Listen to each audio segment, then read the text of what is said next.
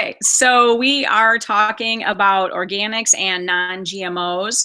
So this is just going to be a real quickie, but again, we want you guys to ask questions if you have any questions. But the biggest thing with organic is we want to talk about the clean 15 and the dirty dozen. Now, obviously, organics, yes, they are more expensive and not everybody can afford them. I can't afford to get all organics. I would love to if I could, but you at least want to try to get, for example, the dirty dozen. So those are the ones that have the most chemical and pesticide residue, and not just residue in the skin. It's just the whole fruit or vegetable. You can't wash it off. You can't peel it off. So actually the worst one is apples. And I think it has, I know over 20, I believe, and Travis, you can correct me if I'm wrong, but I think there's over 20 chemicals and pesticides in the apples. So I always get organic apples. And like I said, you can just do what you can do. I mean, I have 3 teenagers, so I can't afford to get all organics, but I do always get organic apples. And then I go from there. If I can get organic celery or carrots or, anything else that I want to get. But apples is my one thing that I always get organic because that is the number one on the list of the dirty dozen. Anything. Oh, go ahead. Let me jump in real quick. So this list is put out by the Environmental Working Group. It's important to note that. And that's, if you want to go to their website, it's ewg.org. And that list actually changes. They update it, I don't know, every few months, it seems like. And so sometimes it's apples and sometimes it's peaches. Peaches are really, really thin skin. And they often, put a lot of pesticides on there. I think, apples, if I remember right, I want to say that the top on the list, when we looked at it last, maybe it was apples.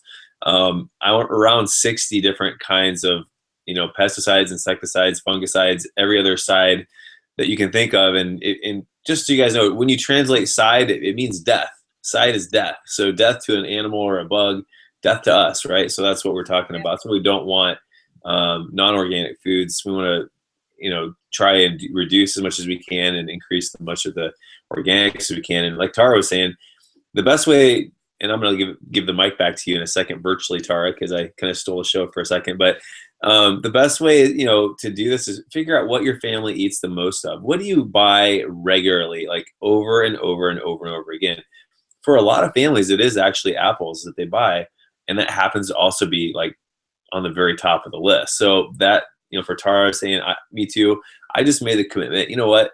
Apples is the one thing for sure. No matter what, no matter what the money situation is, I'm buying organic apples, damn it. Yeah. Okay. All right. Great. And the other thing with that too is that I will find that many times the organic apples are actually just the same price as some of the more expensive brands of regular apples. And a lot of times they're even cheaper. So you're not always spending that much money or that much more money. So anything though that has like a skin, that's a little bit safer. I mean, like bananas, because you're going to peel it, you're going to take the skin off. Pineapples, anything like that you're not going to eat the skin, you're a little bit safer eating those non-organic. I mean, obviously, the more you can get organic, the better, because when things are genetically modified, it's within the whole fruit or vegetable itself. It's not just the chemical that they spray on it, which it's that too. But I also want to piggyback on what Travis said about the EWG. It is an excellent website. We always would talk about this when we did the nutrition seminar at MAX10, and not just for food, but if you guys want to know skin care, shampoos, deodorant, lotions, sunscreen is a huge one. Anything, makeup. There's everything that you can think of is on there, and you can go look it up and find your particular brand, and then it will tell you basically how toxic it is and how many cancer causing chemicals are in that. And you will be amazed to find almost all of your favorite products, especially sunscreens is one of the worst ones. Soaps, deodorants, all that stuff. Look that up. It is an excellent, excellent resource. And then Travis, were you going to talk about the clean 15 or something? Well, I just want to also say, so people are often wondering, there's some controversy on whether organics is more nutritious for you, whether it's better for you, and that kind of thing. And the answer, a couple of the answers that because I used to go, actually, I had a really good friend who is an organic farmer, and he's passed, but he was an amazing man, and he taught me all about a lot of what I know about organics. And one of the things he taught me was that organic farmers, because they have to be concerned about the plants not because they can't use these harmful chemicals that are so powerful to resist bugs and such. They have to really be careful about the soil, because the soil is what feeds the plant the minerals that it needs so that it can naturally repel a lot of these diseases. So what happens is, because they're concerned about feeding the plant well, that also gets into you. So you're actually going to absorb a lot more nutrition. So this is one of the reasons. Now, there is some truth to saying that not all organic farms are created equal. Honestly, there's still a lot of discrepancy. I mean, the USDA sets pretty good standards for organic farms. It's true. But there are some organizations now that are almost like better than organic. And I'm not going to get into that. That's a whole different scope. But just know that there's a relationship with how the farmer treats the soil and what ends up in you. And that is going to be, in my opinion, a topic that's you probably, it's just getting some recognition now, but 10, 20, 50, 100 years from now, we are going to have massive, massive soil depletion, and we're going to have plants that are giving us literally nothing. And it's going to be a crisis, because there's two reasons. One is, first of all, farmers are, and I get onto a tangent because it's exciting to tell you about this, but farmers, they only put back nitrogen, phosphorus, and potassium, the three standard things that go back into the soil when they farm it. Well, they don't really put back any of the trace minerals that are so important: selenium, zinc, all these things that are really important for the immune system. So we end up with deficiencies in the human population. We know that, like magnesium, for instance, there's like 70, 80% of the human population is deficient in magnesium. Selenium's another big one. Iron's another big one. Well, it's because of these huge farming operations and the practices that they use, that they don't care about the soil. They care about amount of material, so they can sell this material, amount of plant material they can sell by weight. That's it. Now, what do you think happens 10, 20, 30 years when we do this over and over and over again? The soil gradually becomes depleted of these minerals that are so important. Now, the soil's, of course, a lot less depleted than it was 50 years ago. So even though we're eating the same, we're eating 3 carrots, and the person 50 years ago ate 3 carrots, our 3 carrots are like 10% as beneficial as the persons who ate those 3 carrots 50 years ago, and it's going to be even worse down the road. So that's why organic typically is a lot better for you than non-organic, at least on the nutrition side of things. And Tara mentioned the Clean 15. Those, like she was talking about, things that are thicker skinned, you don't have to really worry too much. If you're really trying to do things on a budget, you don't have to worry about too much about the plants that have the thicker skins, like bananas, avocados. Don't worry about too much buying those organic, because they're going to be easier to take care of. But you're overall, no matter what, going to do yourself a favor if you buy organic, because of the increased nutritional value of them. Tara, I don't know if that rang any bells for you, but usually when we talk, one person kind of jumps in and makes the other person think of something. So I'm sure you sure must have thought of something during that rant. I did, actually. I did think of something. No, and I totally agree with you. Everything about the depletion of the minerals in the soil. And the one thing I wanted to touch on now is the GMOs. And this is one of the huge things that this, I know, I'm sure you guys have heard about it. It's just ridiculous that they've done polls. I think it's like 93 or 96% of the people in the United States want GMO labeling, but somehow we're one of the only countries that don't have it. Well, it's because of Monsanto, who they actually were the ones who produced DDT, or Agent Orange, and all these other chemicals for war. But when war was over, then they didn't have a use for the chemicals, and then they turned it to agriculture. So this company is so powerful. It's really sickening, and they're making it almost impossible to get these laws passed to label GMOs. And real quickly, one of the things that I've been really learning about, I think is really interesting with the GMOs, is especially when you talk about corn, wheat, and soy. Those are the 3 big ones. But especially, okay, so let's talk about wheat really quick. I know a lot of people have glucose intolerant, or they're very sensitive to it, whatever. Well, the thing I've been reading about that I think is really interesting is it really might not be the glucose. It might not be that gluten. The gluten, I mean, sorry. It might not be the gluten. Sorry, I'm jumping ahead of myself. So it might not be the gluten that they're really intolerant to or that they're having problems with, because people hundreds of years ago used to eat wheat, and they had no issues. Now, granted, we're eating like, astronomically more amounts than they did, but they've been doing research that they think it's not the gluten, it's the glyphosate, which is a chemical that's in Roundup. And what they do is they have, for example, with the corn and the wheat, they have seeds that are Roundup ready. So they've already been treated, they've already been genetically modified to withstand these chemicals, this glyphosate that's in this Roundup. So it's already in the seed. Plus, when it's growing, they even spray more of that chemical on it. And what happens, it literally, when the bugs go on the plants to eat them, this glyphosate literally makes the bug's intestines explode. So you think about when it comes to us and we're eating all these products, maybe our intestines aren't literally exploding right when we eat them, but look at all the issues that we're having with our guts and our intestines and our digestive system. It's just incredible and it's horrible. So that's one of the things that they're looking at. The other thing that I actually just found out about, I was watching, it's called, I think it's called Moms Across America. And it started with these mothers, and they've been doing marches against Monsanto and for GMO labeling.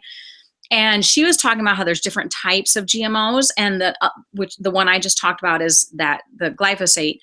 The other one is gene enhancing. So they'll inject certain fruits or vegetables with this enhancing gene that makes a tomato look redder or a cucumber more green, or, it just enhances it.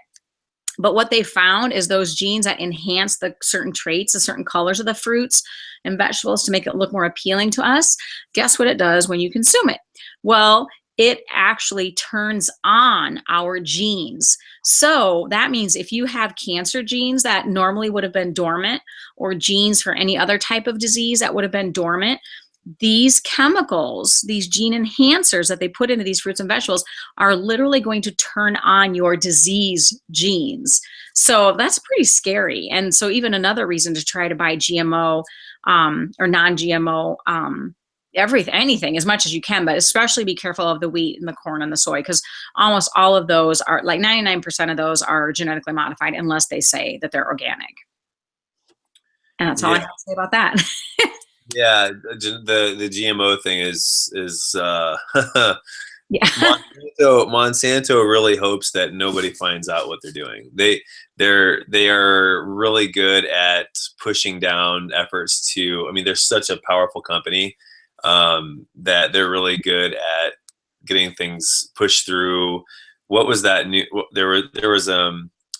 They're a part of getting a law passed that would allow them immunity to being sued by entire countries, right? Yeah, Trans-Pacific Partnership. It's the TT. That's the one that as part of that would allow. So Tara, do you want to talk about the really quick? Maybe I'll just say it. So there's a Trans-Pacific Partnership. It's affects an insane amount, like over 1 billion people. I think it's like 50% of the world's revenue. I mean, I don't know how many countries this agreement is going to allow, but what it's doing is it's protecting big institutions and big corporations. And as part of that, just with relevance to this, is that Monsanto would be protected against entire countries suing them. These countries don't want Monsanto to come in and put their crops in their country, but through the TPP, that Monsanto could sue the country actually because part of this partnership, they should be allowed in to do business in these countries where this TPP is signed and agreed on. Yeah, it's right? Yeah, what it is that if they don't allow them to their GMO, products into their country, they can sue them for loss of profits. So if anything, even any company or any place, if they foresee it as a loss of profit, they can sue. And they're touting this as this really great free trade agreement, but it's not. It's horrible. It will send even thousands and thousands more jobs overseas. And there's a lot of other things that we'll do, but it is absolutely horrible. So if you hear anything about it, get on, sign a petition about it, because they're trying to fast track it without letting the public know about it. And the horrible part for farmers, and we can get off of GMOs because we could spend an hour on it. The hard part for farmers is once you allow Monsanto in a place like this because of this, how the crops, you grow the crops, then the seed gets pollen gets cross-pollinates into other farms that are next to Monsanto's farms, and then Monsanto can sue the neighboring farm for allegedly growing products that use corn and other things that use Monsanto products when they don't use and they don't want these pollens and these things to come across, these genetically modified organisms come across into their farm. But once they're in that other person's farm, they start taking hold and they start growing, they can be sued. And what they sue them for is, guess what? As long as you use and pay for Monsanto products, you're going to be okay. So Monsanto has a way of forcing farmers through no fault of their own to using their products. This is no shit. This is really what's happening out there right now. And if you think that biodiversity is a good thing, and if you think that having seeds that are heirloom seeds and that we've had for hundreds of years that are if you think that's important, I know this isn't a lot of people's cause. It's my cause because I love talking about it, but it is important to preserve that heritage that we have in our seeds, and Monsanto is stomping out everything that's not Monsanto. Well, that's a huge threat to the human species because I can't tell you how much nature loves diversity. We see it in the human population when we look at genetics, people getting together, and how genetics basically picks the best traits for adaptation through different climates and geographies. The same thing happens for plants, and if we limit our biodiversity through the kind of seeds that we have available to us to grow because we're using Monsanto stuff, we're going to limit the ability for the human population to exist. Honestly, it's that deep. So I'm going to be done ranting on that topic, and maybe we can kind of wrap up maybe we've stated our case for organics here. Yeah, no, I agree. I said about what I want to say. Just research it if you want to know more information. There's all kinds of things that you can find out about, but it really is that bad. It is a horrible thing, the GMOs. It is so bad for your guts. It's so bad for, everything. It's not natural, it's chemical. And just try to do the best you can. But like we said in the beginning, little steps. If you can't afford all organic, that's fine. Just do what you can. And you can look up on the internet. They have little charts that you can get that shows the clean 15 and the dirty dozen. So that way because I don't remember them all, but it'll tell you all of them. And that's all I have to say. Travis, you got anything else? I'll wrap it up just by saying, here's the truth. I read recently that 50% of all men are going to get cancer before at some point in their life. That's 50%. It's a little less for women, but 50%.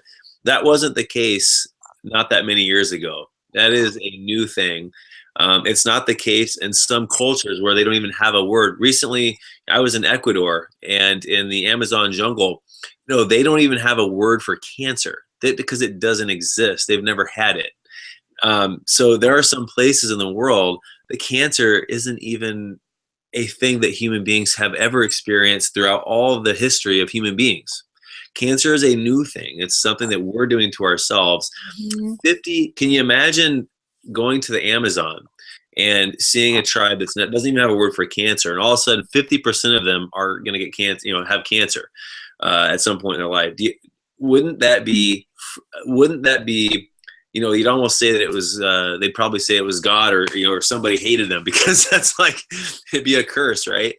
But so what we're doing is we're sort of just allowing and accepting gradually and slowly poor health, disease, obesity, all of these things that are lifestyle related are being accepted as normal and natural. And it is to the benefit of a few elite companies and groups of people that benefit from a sick America. Tara and I are huge advocates that against that. We really want people to be informed and aware.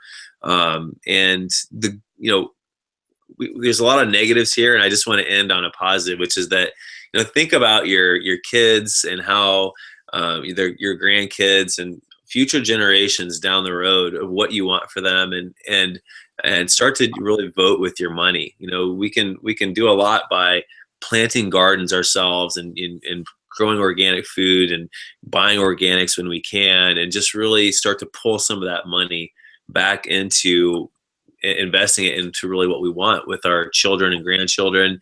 And 50% cancer rate is unacceptable. Yeah. And we just, it's really something that we shouldn't have to put up with. And it's all these things you guys put together. We're talking about organics right now, but it's just our entire lifestyle. When you wrap everything up, sure, scientists can't say one thing caught, if you just smoke cigarettes, you're instantly gonna get cancer. They can't really say that, but we know cigarettes cause cancer. We know that. And when we combine all these things together, it's giving us tons and tons of disease. And so let's just hope for a better future, and let's get our kids and grandkids and everybody on board with organics, and just imagine a better future. Yeah. Okay. Yeah. Bye. Anything else? No. Okay. Bye, guys.